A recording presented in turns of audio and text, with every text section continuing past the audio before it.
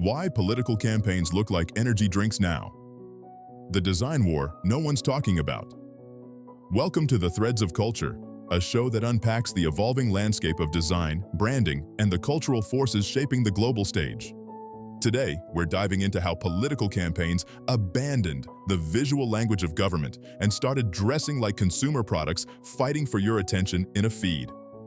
Democracy and Monster Energy are now designed by the same logic.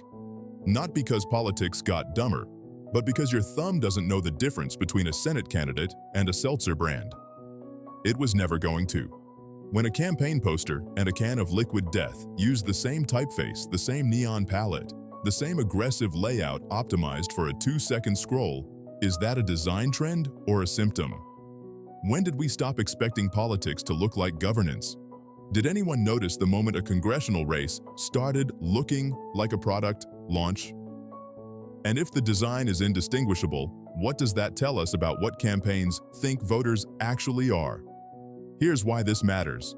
A well-designed logo alone can swing a candidate's favorability by up to 10 points. That means the visual wrapper around a political message isn't decoration, it's infrastructure. And right now, that infrastructure is being borrowed wholesale from the brands selling you caffeine and canned water. First, we'll trace the 60-year visual evolution from government stationery to startup aesthetics. Then, we'll look at the specific campaigns and consumer brands that prove this convergence isn't coincidence. And finally, we'll ask where this is heading as AI, algorithmic feeds, and declining institutional trust push political design even further from anything that looks like civic life. For most of modern American political history, campaign design had a uniform. Serif typefaces, navy blue and red, white space, stars, stripes, centered layouts. It was the visual equivalent of a firm handshake. You could swap the candidate's name on a 1984 Reagan sign with a 1996 Clinton sign and barely notice. The design wasn't trying to be exciting. It was trying to signal membership in a system, institutional belonging, seriousness, authority coded through restraint. And this worked because campaign materials lived on controlled surfaces. Yard signs, bumper stickers, television chyrons. These were environments where you expected to encounter politics, where political visual language made sense. Nobody was scrolling past a yard sign at thumb speed, deciding in 1.3 seconds whether it deserved their attention. Then came 2008. Barack Obama's campaign hired Saul Sender to design what became the Sunrise O mark, and it broke every rule. It was a symbol, not a typographic lockup. It was hopeful, not authoritative. It felt like a brand launch, not a ballot entry. Paired with Shepard Fairey's Hope poster, it created the first political visual identity that behaved like corporate branding. People wore it because they wanted to, not out of obligation. It moved like a logo for a company you believed in. And that distinction matters. Because the moment political design started functioning like brand design, it became subject to the same competitive pressures. Here's the thing nobody talks about. Institutional visual language, the serifs, the navy, the formal layouts, that vocabulary doesn't just signal trust anymore. It signals the system. And trust in that system has cratered. Gallup tracking puts confidence in Congress, the presidency, and media at or near historic lows.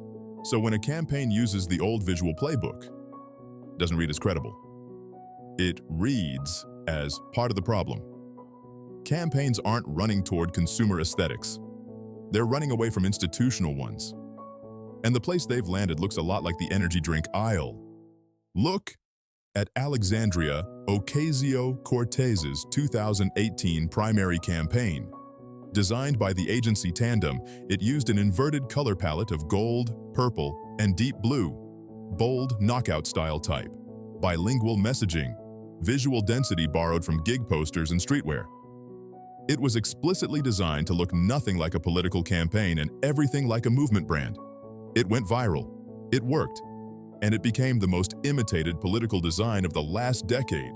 Every down-ballot insurgent who came after borrowed from that playbook. Now put that next to Liquid Death, a company that sells canned water with black letter type, tattoo illustration, and a tagline that reads, "Murder your thirst." It's deliberately oppositional to the clean, trustworthy aesthetic of traditional water brands. It proved that in an attention economy, looking aggressive beats looking credible for generating awareness. Liquid Death isn't trying to convince you its water is better. It's trying to make you stop scrolling. Political campaigns face the identical calculus. And then there's the red hat. The MAGA hat is arguably the most successful piece of political design in modern history, and it functions entirely as product design. No government seal, no stars, no serif font. It's a wearable, a meme, identifiable from 50 feet away. It's closer to a trucker hat from a skateboard brand than to anything any previous campaign produced.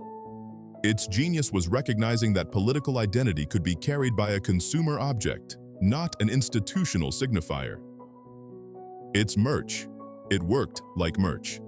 And it opened the door for every campaign that followed to think in terms of drops and brand moments rather than pamphlets and position papers. The convergence isn't just aesthetic, it's structural. Monster Energy's 3-scratch claw logo was designed for instant recognition at any scale. On a can, on a motocross bike, on a 15-pixel thumbnail. Political logos now need that same flexibility because they appear everywhere, from arena screens to 44-pixel social avatars. Place Romney's 2012 logo, Obama's O, and the monster claw side by side at thumbnail size. Two of them survive, one disappears. Campaigns have learned which kind they need to be. The energy drink market hit $86 billion in 2023, projected to surpass $150 billion by 2030. That market is a design arms race. Neon, metallic, matte black, aggressive typography. Every brand on the shelf is screaming for the same 2 seconds of attention. Political campaigns now compete in the same feed as those brands, and the feed does not have a separate lane for serious things. There is no civic mode on Instagram. Your eyes process a Senate campaign graphic and a Bang Energy ad at the same scroll speed. The design that wins that moment is the design that gets used, regardless of what it's selling. And this is accelerating. The same designers who built visual identities for Glossier, Casper, and Away are now doing political work. The labor market itself is driving convergence. When your design team grew up making direct-to-consumer brands in Figma, they don't instinctively reach for the visual vocabulary of C-SPAN. They reach for what they know: bold sans serifs, bright gradients, flat illustration, lots of knockout type. Some designers call it startup modern, and it migrated into political design around the 2018 midterms. It hasn't left. Meanwhile, campaigns now design assets knowing they'll be screenshotted, cropped, remixed, reposted. That favors high contrast, bold type, icon-forward design. The same constraints that shape the monster claw. Meme velocity is a design constraint, and it rewards exactly the visual language that energy drinks perfected years ago. There's a counterpoint worth sitting with. Biden's 2020 campaign pulled back toward a more traditional palette.